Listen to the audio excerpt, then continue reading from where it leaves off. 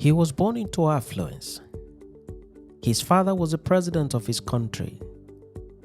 He attended the best schools that money could afford. When done with school, he was immediately introduced to mainstream politics and governance by his father. He occupied one office after the other. When his father passed on, he succeeded his father as the president of his country. His name, Ali Bongo, son of the second president of Gabon, Bongo. Ali Bongo was recently removed from office in a military coup and placed under house arrest. In this edition of Back in History, we take you down memory lane to the rise and fall of Ali Bongo, the third president of the Republic of Gabon. Welcome to this edition of Back in History.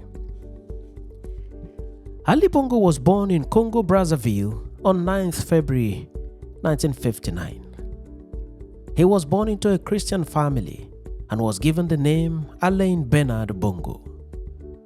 He later changed faith and took the name Ali, and from then became known as Ali Bongo. Ali Bongo studied law in France and became qualified as a legal practitioner. On completion of his studies abroad, he returned to his native country of Gabon. At this time, the man on the saddle as president was his father, Bongo. On his arrival in Gabon, Ali Bongo joined the Gabonese Democratic Party. This was in 1981. In 1983, he was elected to the Central Committee of the party and given key roles to discharge. Subsequently, President Bongo appointed Ali Bongo as his personal representative to represent him at the meetings of the party on such occasion where the president was unable to attend the meetings in person. Ali Bongo was equally elected to the political bureau of the party. In 1989, his father appointed him into his government as the Minister of Foreign Affairs and Cooperation. He served in this capacity for about a year, and during this time he traveled extensively and met with the creme de la creme of the world politics and governance. In 1990, there was a parliamentary election in Gabon, the first of its kind following the introduction of multi-party politics in the country. Ali Bongo participated in the election and won a seat in the Gabonese National Assembly as a representative of his province. Ali Bongo served in the National Assembly for several years, and in January 1999, he was again appointed into his father's cabinet, this time as Minister of National Defense. In 2001, he was again elected into the National Assembly. In 2006, he was again elected into the same National Assembly of Gabon. Ali Bongo was literally moving between the office of Minister of Government and office of Member of Parliament for several years and had little or no strong opposition to his occupation of these offices. He was the son of the sitting president, and everything seemed to have been in his favor. On 8 June 2009, Bongo, father to Ali Bongo, passed on to the great beyond.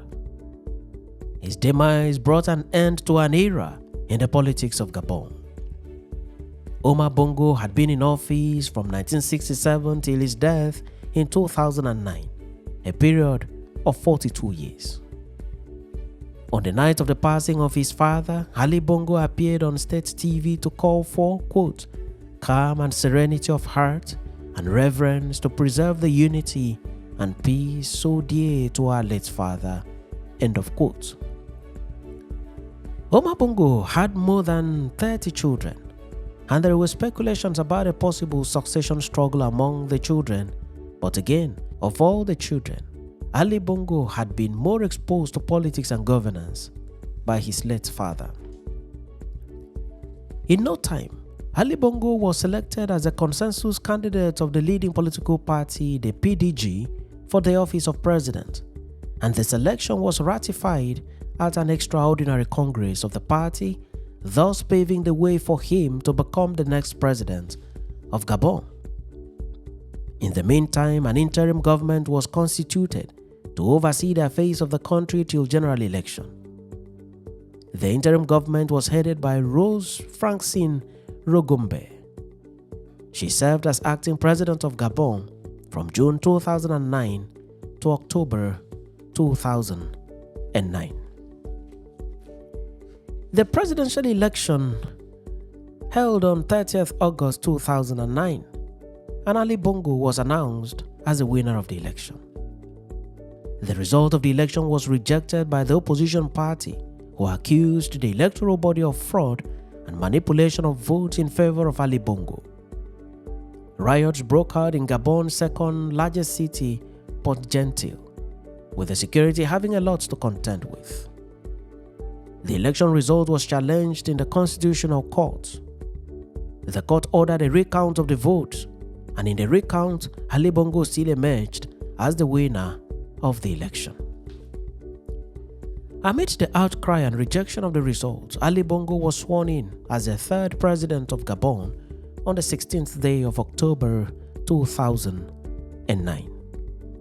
He thus effectively succeeded his father as president of the country.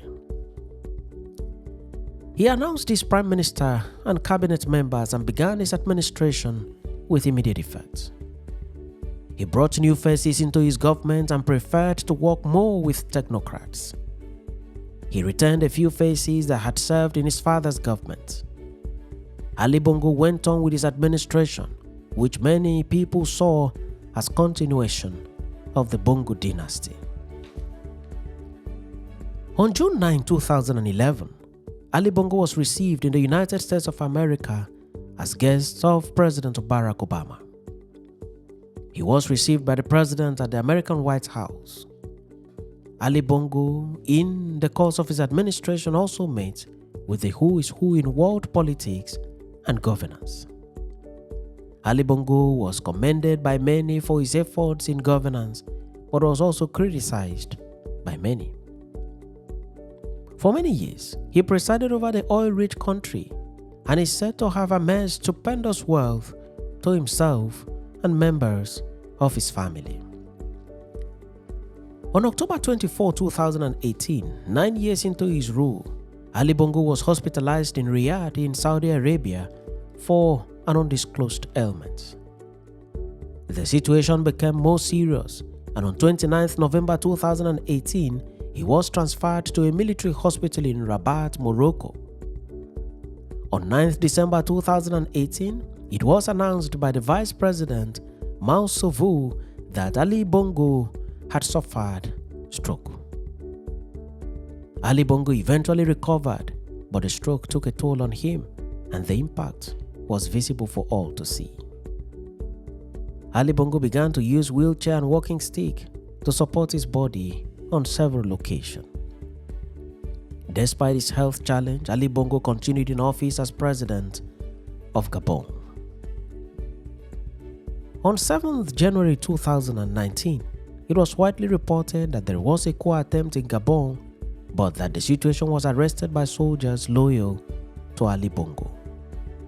Ali Bongo continued in office as president as the coup was said to be unsuccessful. In October 2021, Ali Bongo was named in the Pandora Papers, and several allegations of corrupt enrichment were made against him. He was said to be one of the richest leaders in the African continent. As Ali Bongo's term was drawing to an end, election was conducted by the electoral body in Gabon for the election of a new president. Ali Bongo again participated at the election as one of the candidates. The result was announced with Ali Bongo emerging as the winner of the presidential election. The election was heavily criticized as having been rigged in favor of Ali Bongo. There was widespread demonstration and condemnation by the opposition parties and many citizens of the country at home and from the diaspora. It is reported that foreign media houses were prevented from covering the election. On the election day, Ali Bongo's government caused the restriction of internet services across the country. In the evening after the election, a curfew was imposed. These actions of Ali Bongo's government caused widespread condemnation, with several persons calling for the cancellation of the election. The electoral body took time out to defend the result of the election. Ali Bongo's men also defended the election and described it as free and fair. While the defense of the election result was ongoing, Ali Bongo did not know that a group of soldiers had perfected plans to remove him from office. In the early hours of 30th of August 2023, while Ali Bongo was enjoying the announcement of his name as the winner of the election, the military struck. They seized the presidential palace in Libreville and had Ali Bongo under house arrest and kept him incommunicado. Minutes later, about a dozen military men in military uniforms were seen on national television announcing to the world that the regime of Ali Bongo had been brought to an end with immediate effect. The spokesperson of the group described Ali Bongo's regime as irresponsible and unpredictable and accused Bongo of pushing the country into chaos. The coup plotters then announced the immediate annulment of the election. They dissolved the institutions of government and ordered for the closure of the country's borders. The junta also announced officially that Ali Bongo and his son Nuruddin Bongo had been arrested and kept under house arrest. The junta later announced General Brice Oligui as the new president of Gabon. On being sworn in, Brice announced the release of Ali Bongo on medical grounds and added that he was free to leave the country for medical treatment. By these developments, the administration of Ali Bongo, the third president of Gabon, was effectively brought to an end in a palace military coup. Few days into his house arrest, Ali Bongo made a secret video and released it to the internet. In the video, he called on his friends to, in his words, quote, "make some noise," to possibly ward off the coup plotters. It is not clear if the said friends indeed made the said noise. If the noise was made, it was perhaps not loud enough to ward off the soldiers from the seat of power.